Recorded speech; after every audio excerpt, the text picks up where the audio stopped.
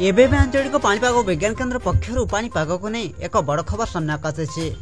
तेबे वर्तमान जहाँकि सूचना मिलूँ आसूची आउ एक लघुचाप 24 घंटे उत्तर ओडिशा रे प्रबल अति प्रबल वर्षा संभावना। लघुचाप प्रभाव में सारा राज्य में वर्षा जारी रही बेले आगक आसूची आउ एक लघुचाप जुलाई 4 तारिख रु 6 तारिख मध्य आउ एक लघुचाप संभावना रही नहीं आकलन करुछंती विशेषज्ञ।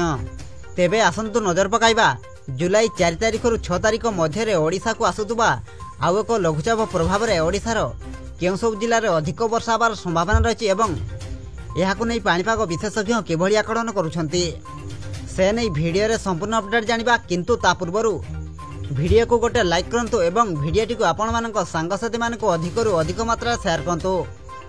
जदि आम चैनल रे आपण प्रथम थर वीडियो देखुछंती ताहले एबे ही चैनल को सब्सक्राइब करी पाखरे थिबा बेल आइकन को प्रेस करी ऑल नोटिफिकेशन को ऑन कर रखंतु एवं आपण माने एही वीडियोटी को केउं जिल्ला रो देखुछंती आमको निहाती भाबरे गोटे कमेंट करी जणांतु।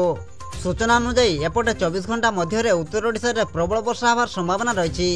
आईएमडी डीजी मृत्युंजय महापात्र को एने सूचना रही। लघुचाप एवं झारखंड दे गति करुछि जार प्रभाव में झारखंड में वर्षा लगी रही। जुलाई 6 तारिख में आउ एक घूर्णिबल सृष्टि होबार संभावना रही। यार प्रभाव में उत्तर ओडिशा रे प्रबल वर्षा होगा सहित महानदी उपर मुंडे वर्षा अधिक होब बोली सूचना रही। एबे जारी रही लघुचाप वर्षार प्रभाव आसंता 4 तारिख जाए देखा मिल पारे। उत्तर पश्चिम में प्रबल वर्षा होगा नहीं ऑरेंज अलर्ट जारी कर आंचलिक पाणीपाग विज्ञान केन्द्र।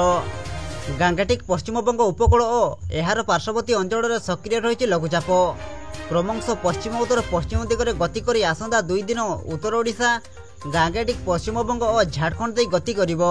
सेपटे मयूरभंज केन्दुझर सुंदरगढ़ संबलपुर नवरंगपुर कलाहांडी कोरापुट रे प्रबल अति प्रबल वर्षा होगा नहीं ऑरेंज अलर्ट जारी होइछि। सेपटे मयूरभंज केन्दुझर सुंदरगढ़ संबलपुर नवरंगपुर कलाहांडी कोरापुट रे प्रबल अति प्रबल वर्षा होगा नहीं ऑरेंज अलर्ट जारी होइछि। उत्तर उपकूल सह आभ्यंतरीण ओडिशा रे भी प्रबल वर्षा होगा नहीं येलो वार्निंग जारी होइछि। तेबे एही सब अंचल रे सतर्क रहिबाकु अलर्ट जारी करा जाइछि।